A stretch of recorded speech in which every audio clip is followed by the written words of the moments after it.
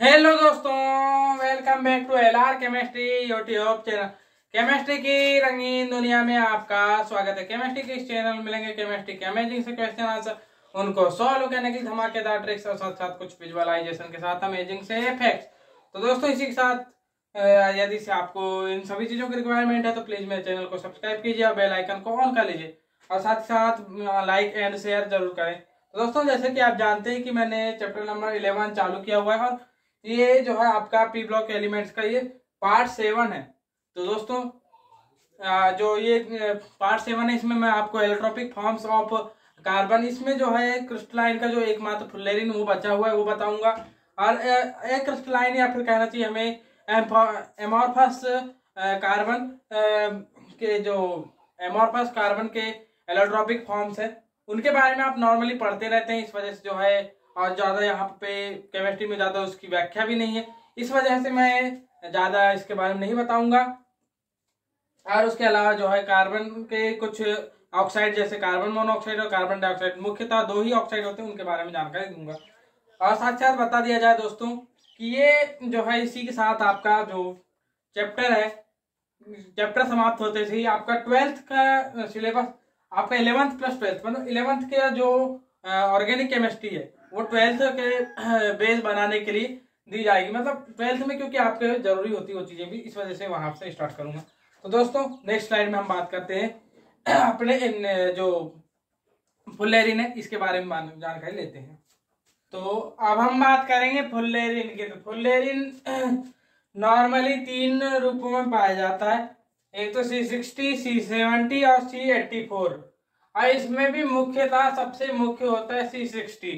अब C70 का भी थोड़ा रूप देखने को मिलता है लेकिन सबसे मुख्य होता है C60। तो C60, अब इसको जो सबसे पहले बनाने के लिए आप क्या करेंगे, ग्रेफाइट लेंगे आप, ग्रेफाइट। इस ग्रेफाइट में आप जो है विद्युत चाप विधि द्वारा विद्युत चाप द्वारा इसे गर्म करेंगे और विद्युत चाप द्वारा इसे आयोनाइज करने के बाद इसमें हीलियम या ऑर्गन, कहना चाहिए हीलियम या ऑर्गन जो आखिरी गैसें होती है उनमें से उन दोनों का जब प्रवाह करेंगे तो यहाँ पे आपको कार्बन वाष्प मिलेगी। क्या मिलेगी? कार्बन वाष्प, यानी कि carbon vapour, carbon vapour, carbon vapour मिलेगी। और इसे जब आप जो है संघनित करेंगे, मतलब इसे संघनित करेंगे तो आपको फुल्लेरिन प्राप्त हो जाएगा। फुल्लेरिन C60 ही प्राप्त होगा, यहां पर पे भी फुल्लेरिन प्राप्त हो जाएगा C60। और बता दिया जाए जो C60 की स्ट्रक्चर, अब हम इसके बाद हम बात करते हैं इसके गुणधर्मों की बात अब नेक्स्ट स्लाइड में करेंगे। हम पहले इसकी स्ट्रक्चर के बारे में बात कर लेते हैं। तो स्ट्रक्चर जो है इसकी हम मुख्यतः C60 की ही बात करेंगे स्ट्रक्चर में भी। तो ये जो है 2 प्रकार की इसमें रिंग होती है, एक होती है 5 मेंबर्ड रिंग, 5 मेंबर्ड रिंग जिसकी संख्या होती है 20, इसकी संख्या होती है 20। और 6 मेंबर्ड रिंग,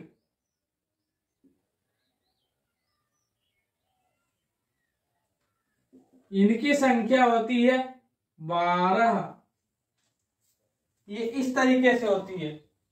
तो C60 में इस तरीके से, और ये जो है एक प्रकार से फुटबॉल लाइक स्ट्रक्चर होती है। ये होती है कैसी, आप फुटबॉल में देखेंगे, आप फुटबॉल जब आप कभी भी देखना तो फुटबॉल में एक पंचभुज और एक षटभुज, यानी एक पंचभुज और एक षटभुज बना हुआ दिखेगा आपको कुछ इस तरीके से। मान लीजिए आपका फुटबॉल होता है फुटबॉल देखेंगे आप तो एक जैसी उसमें आकृतियां जो आप देखते होंगे तो आकृतियां एक जैसी बनी हुई नहीं दिखेगी। इस तरीके से, इस तरीके से, इस तरीके से, मतलब अलग अलग तरीके से। अभी मेरे पास फुटबॉल है नहीं और यहाँ 2 डायमेंशन में बनाना थोड़ा मुश्किल होगा, लेकिन फिर भी मैं जो है आपको एक फुटबॉल का जो डायग्राम है आपके सामने प्रस्तुत है। तो कुछ इस तरीके से, तो यहाँ पर आप देख सकते हैं, तो इस तरीके की स्ट्रक्चर होगी और ये होगी football like structure. Football like structure है। और साथ साथ बता दिया जाए यहाँ पर पे जो यहाँ बॉन्ड ले, जो यहाँ एवरी कार्बन जो है sp2 हाइब्रिडाइज्ड होता है, यहाँ पर पे sp2 हाइब्रिडाइज्ड होता है, ये भी ध्यान रखेंगे। और साथ ही साथ जो बॉन्ड लेंथ होती है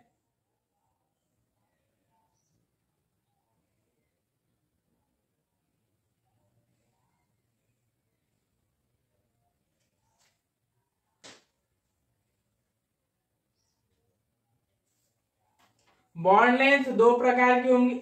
यहाँ 2 प्रकार के बंध होंगे, एक तो सिंगल बॉन्डेड होंगे और एक होंगे डबल बॉन्डेड। 2 प्रकार के होंगे।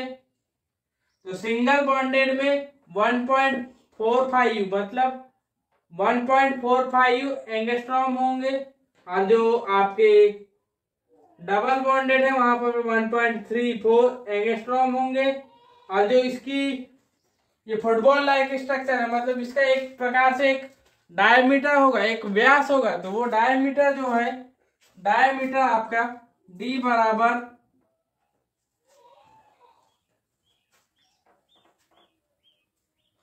70 पिकोमीटर, 70 पिकोमीटर हो गया।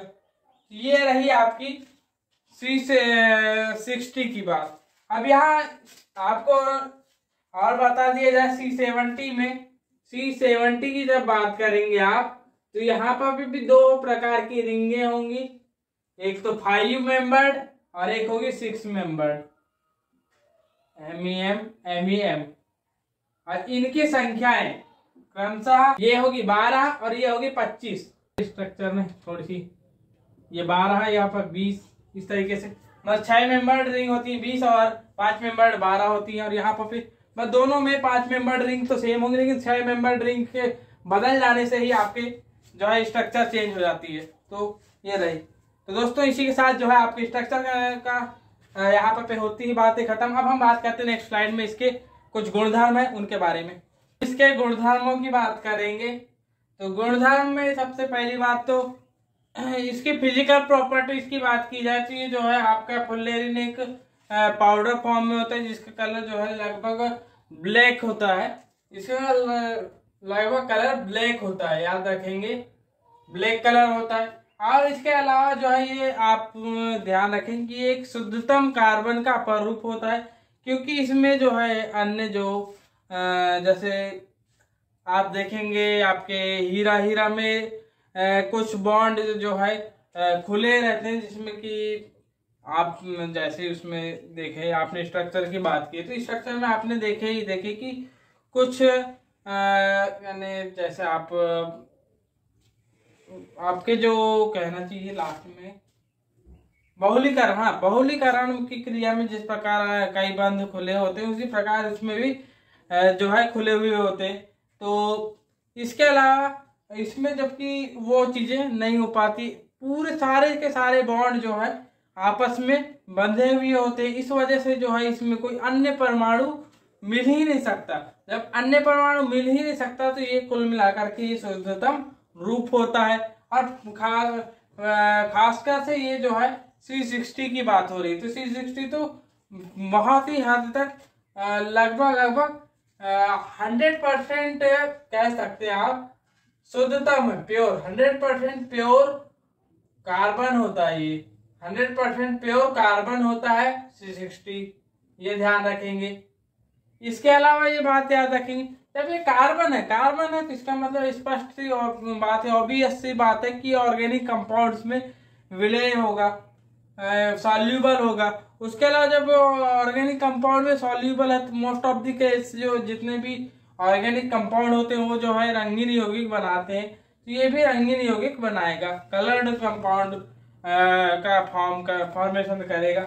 इसके अलावा जब इसमें जो आपके कहना चाहिए पराबैंगनी किरणें प्रवाहित की जाएंगी, तो पराबैंगनी किरणें प्रवाहित करने पर भी ये अपने आप में बहुलीकृत हो जाएगा, बहुलीकृत। और जब रंगीन यौगिक बनाने की बात आई तो यहाँ पर जो है आपके कुछ यौगिक, जैसे कि आपने C60 को आपने मान लीजिए टॉल्यूइन में मिलाया, तो टॉल्यूइन में मिलाया तो जो है आपका नीले रंग में परिवर्तित हो जाएगा, जबकि C70 लाल रंग में परिवर्तित हो जाता है। ये विद्युत का, अब देखिए जब इसमें कोई बॉन्ड ओपन ही नहीं है, कोई बॉन्ड ओपन ही नहीं है, तो इसमें आप विद्युत धारा प्रवाहित करेंगे तो कहाँ से, ये आयोनाइज्ड ही नहीं हो पाएगा। आयोनाइज्ड नहीं हो पाएगा तो आपको कंफर्म है कि जब आयोनाइज्ड नहीं होगा तो विद्युत का तो कुछ अलग होगा ही होगा, ये बात है।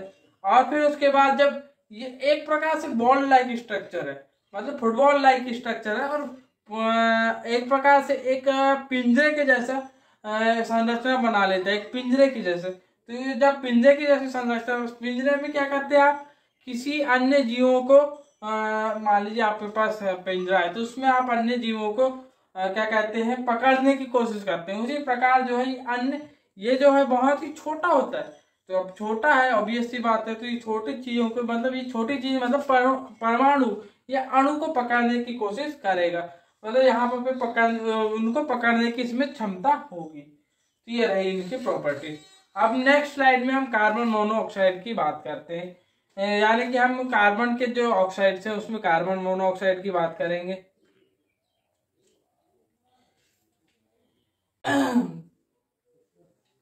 अब हम बात करेंगे कार्बन मोनोऑक्साइड की। तो कार्बन मोनोऑक्साइड में यहाँ पर प्रिपरेशन, सबसे पहले तो मैं आपको पता है कि प्रिपरेशन, उसके बाद जो है फिजिकल प्रॉपर्टीज, और फिर उसके बाद जो है आपके केमिकल प्रॉपर्टीज के बारे में बात की जाती है। तो यहाँ पर सबसे पहले तो सबसे मेन जो मेथड है, जो सबसे नीचे लिखी हुई है, मैं वहां से स्टार्ट करते हुए आपको ऊपर की ओर जाता हूँ। मैंने लिखा ऊपर से नीचे की ओर हूँ, लेकिन सबसे मेन मेथड है वो सबसे पहले आपको समझ में आनी चाहिए, और जो है आपके प्रयोगशाला में सबसे ज्यादा यूज होने वाली जो मेथड, तो खैर यूज ना हो, लेकिन जो इससे बनने वाला कंपाउंड है वो बहुत ज्यादा यूज होता है, इस वजह से उसको सबसे पहले पढ़ लेते हैं। तो आप जो है कार्बन में कैसे गर्म वाष्प प्रवाहित करते हैं, तो गर्म वाष्प मतलब कि एक प्रकार से जल की भाप, तो उसको प्रवाहित करेंगे तो कार्बन मोनोऑक्साइड और जो है हाइड्रोजन गैस, आपको दो चीजें प्राप्त होंगी। और ये जो है आपके काफी हद तक आपके प्रयोगशाला में बहुत से कंपाउंडों का रिडक्शन करने के लिए मेथड यूज की जाती है। या फिर आप जो है ये मेथड और जो है काफी बढ़िया रिडक्शन मेथड, यानी रिडक्शन करने के लिए आपको कार्बन मोनोऑक्साइड और हाइड्रोजन गैस का यूज होता है। और आपको बता दिया जाए इसके अलावा जो है जो कार्बन मोनोऑक्साइड है वो यहाँ पे आप देख रहे होंगे, तो कार्बन की जो मुख्यतः संयोजकता होती है वो होती है +4 की संयोजकता ना कहे करके हमें, और जो ऑक्सीडेशन स्टेट है वो +4 होती है, लेकिन यहाँ पे आप देखेंगे +2 है। इसका मतलब यहाँ पे आपको बता दिया जाए कि ये जो है आपकी कोई, यानी ये स्टेबल कंपाउंड नहीं है, ये स्टेबल कंपाउंड तो है नहीं, और ये मुख्यतः आपके कार्बन के अपूर्ण दहन से, कार्बनिक पदार्थों के अपूर्ण दहन से जो पदार्थ प्राप्त होता है वो होता है कार्बन मोनोऑक्साइड। और ये से हम दम घोटू गैस भी कह सकते हैं, दम घोटू गैस कह सकते हैं। फिर से दोबारा से इस मेथड में दोबारा आएंगे, लेकिन फिर से तो दम घोटू गैस कह सकते हैं। और जब आप गलती से आप ऐसे मान लीजिए गीली लकड़ी को जला रहे हैं तो यहाँ पर ये गैस प्राप्त होगी। और मान लीजिए आप अगर सो रहे हैं और गलती से आपने गीली लकड़ी जला दी वहां किसी ने, तो आप जाग भी नहीं पाएंगे, सोए ही आपको कार्बन डाइऑक्साइड आपको बहुत ज्यादा जो है असहज महसूस करवाएगी, और आप जाग कर सकते हैं और वहां से अलग हट सकते हैं। लेकिन जब आपके सामने कार्बन मोनोऑक्साइड प्रवाहित की जाएगी तो वहां पर पे आप जाग भी नहीं पाएंगे, इतनी बुरी। और ये जो है सबसे आसान तरीका माना जा सकता है आपके, खैर आप प्रयोग नहीं करेंगे ये चीज को, लेकिन माना जा सकता है कि सबसे आसान तरीके से मौत प्राप्त करने का तरीका जो है कार्बन मोनोऑक्साइड, आप सोए हुए हैं और अपने अपने आसपास जो है कार्बन मोनोऑक्साइड प्रवाहित करना, ये बहुत हो, लेकिन आप कोशिश ना करें, ये पहले बता दें। तो ये इतनी खतरनाक है, तो ये बात हो गई। फिर इसके बाद हम जो बनाने के मेथड में आए थे, तो यहाँ पर पे कार्बन डाइऑक्साइड सॉरी कार्बन जो होता है, कार्बन में आप अगर से गर्म वाष्प प्रवाहित करेंगे तो कार्बन मोनोऑक्साइड और हाइड्रोजन गैस प्राप्त होगी। इसके अलावा मान लीजिए आपने ऑक्जेलिक एसिड में अगर से मान लीजिए कॉन्सेंट्रेट H2SO4 प्रवाहित किया, तो यहाँ कॉन्सेंट्रेट H2SO4 एक जो है आपका उत्प्रेरक होगा, और यहाँ पर पे ये दो हाइड्रोजन और यहाँ पर ये मिलकर के एक जल का अणु, ये यहाँ पर ये जो है आपके बना लेंगे कार्बन डाइऑक्साइड, और बच गया जो वो कार्बन मोनोऑक्साइड बना लेंगे। कुछ इस तरीके से ये मेथड चलती है। इसके अलावा जो अब यहाँ पे जो थोड़ी लंबी चौड़ी यहाँ पे कहना चाहिए आपका बंद बनना, कहाँ से बंद बनता है, कहाँ से बंद टूटता है, ये सारी चीजें वहां पर H2SO4 का भी यूज होता है, तो यहाँ थोड़ा लंबा हो जाएगा इसलिए वो नहीं बता रहा हूँ। इसके अलावा कैल्शियम कार्बोनेट में जिंक की धातु मिलाएंगे तो यहाँ जिंक ऑक्साइड और साथ में कैल्शियम ऑक्साइड प्राप्त होगा, और कार्बन मोनोऑक्साइड अलग से प्राप्त हो जाएगी। तो कार्बन मोनोऑक्साइड यहाँ से प्राप्त कर सकते हैं, कार्बन डाइऑक्साइड के रिडक्शन से प्राप्त कर सकते हैं, या फिर आप प्राप्त कर सकते हैं मेटालिक ऑक्साइड का।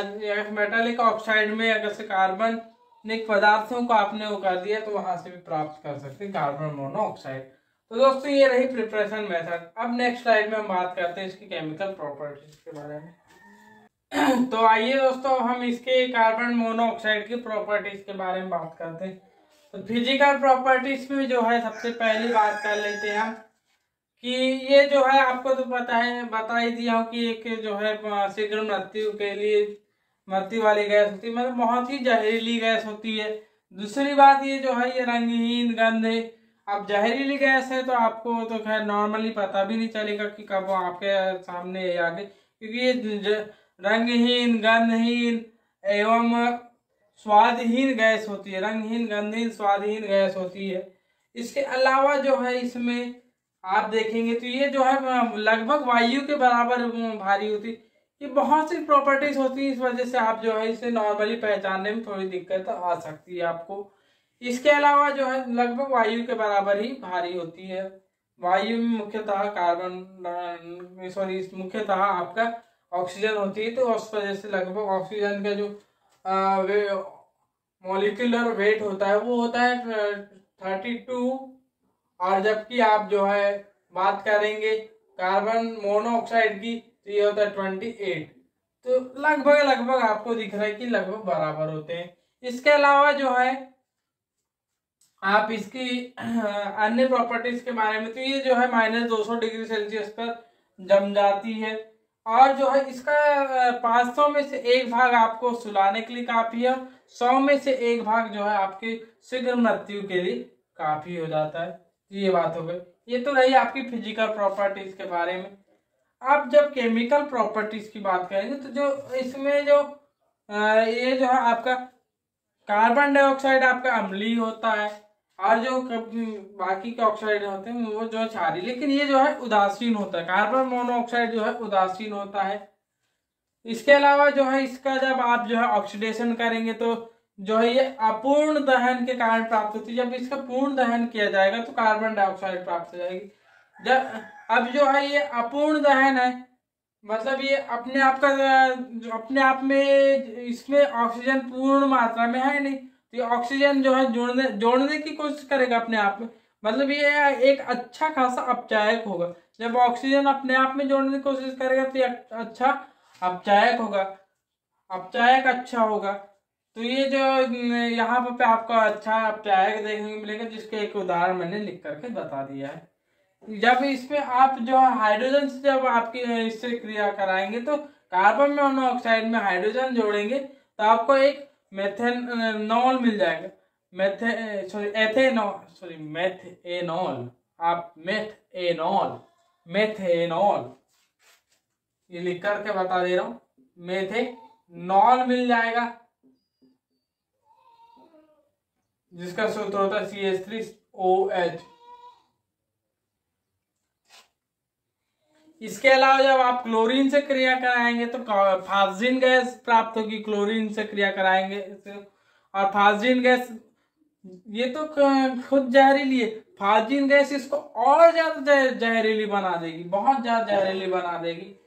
सल्फर से क्रिया कराएंगे तो ये बहुत ही रेयर केस होता है, लेकिन सल्फर से क्रिया कराएंगे तो आपको COS प्राप्त हो जाएगा। COS ये काफी कम मात्रा में, आपको बहुत ही कम जगहों पर भी देखने को मिलेगा।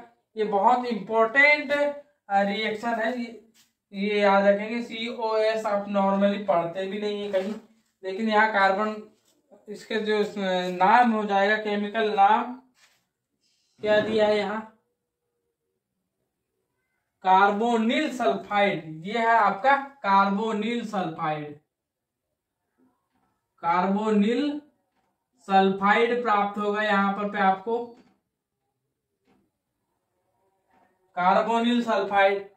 क्षारों से क्रिया कराएंगे तो आपको, क्षार से क्रिया कराएंगे तो आपको यहाँ पे एक प्रकार का उभयधर्मी है, लेकिन उभयधर्मी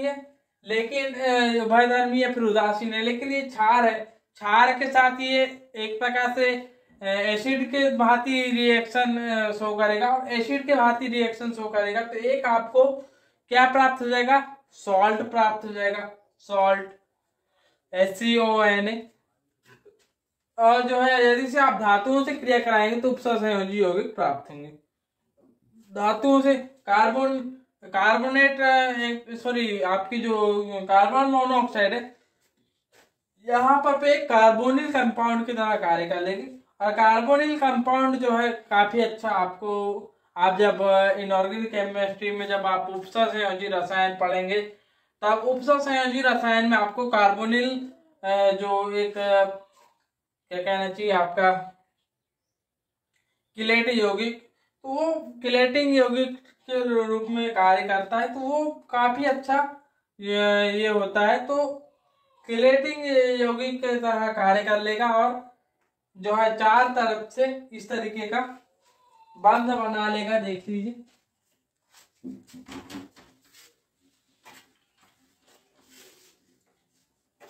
आप स्क्रीनशॉट ले रहे हैं क्या नहीं, और नहीं ले रहे हैं तो भी आपको सुविधा प्रोवाइड की जा रही है आपके टेलीग्राम ग्रुप में, और नहीं तो आप स्क्रीनशॉट ले सकते हैं। कुछ इस तरीके से Na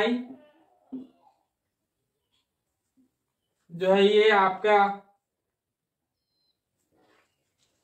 टेट्रावेलेंट होगा, और कार्बोनिल कंपाउंड इस तरीके से, और कार्बोनिल कंपाउंड पर कोई चार्ज होता नहीं है, ये भी ध्यान रखेंगे। तो यहाँ 0 चार्ज, और ये इस तरीके से कार्बोनिल, यहाँ पर ऑक्सीजन को भी इसी के बराबर बनाएंगे आप, तो इस तरीके से। और जब आप इसका स्ट्रक्चर देखेंगे तो ये स्ट्रक्चर टेट्राहेड्रल होगा, और इस पर जो आप हाइब्रिडाइजेशन वगैरह आप निकालेंगे तो ये आप उपसंयोजी रसायन में पढ़ेंगे, तो इस तरीके की स्ट्रक्चर मिलेगी। तो ये रही। अब हम बात करते हैं मुख्यतः कार्बन मोनोऑक्साइड की स्ट्रक्चर के बारे में। तो नेक्स्ट स्लाइड में हम उसकी स्ट्रक्चर पढ़ लेते हैं।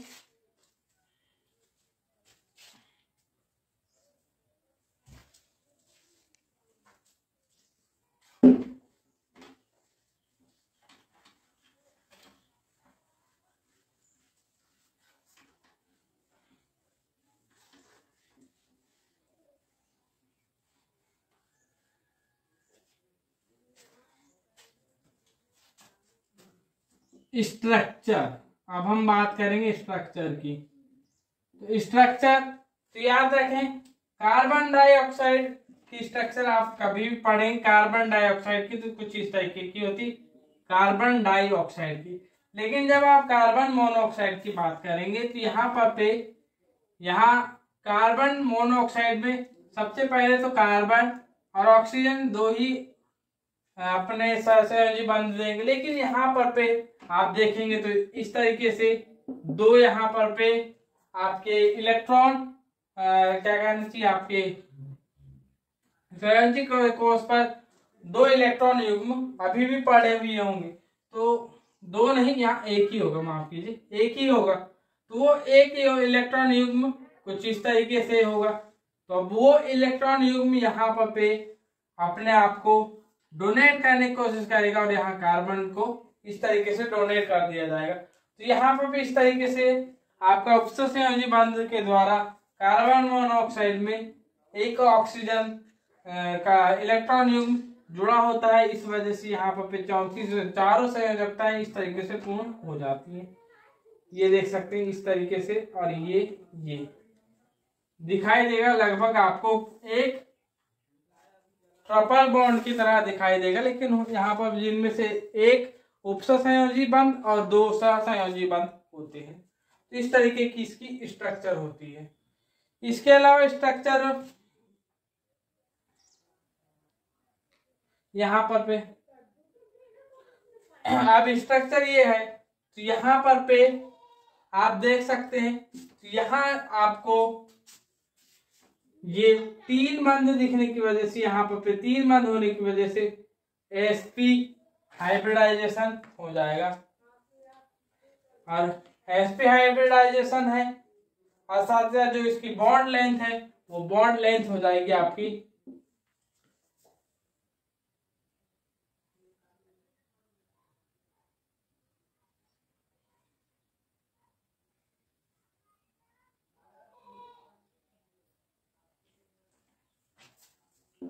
बॉन्ड लेंथ लगभग आपकी 1.14 एंगस्ट्रॉम होती है। 1.14 एंगस्ट्रॉम होती है।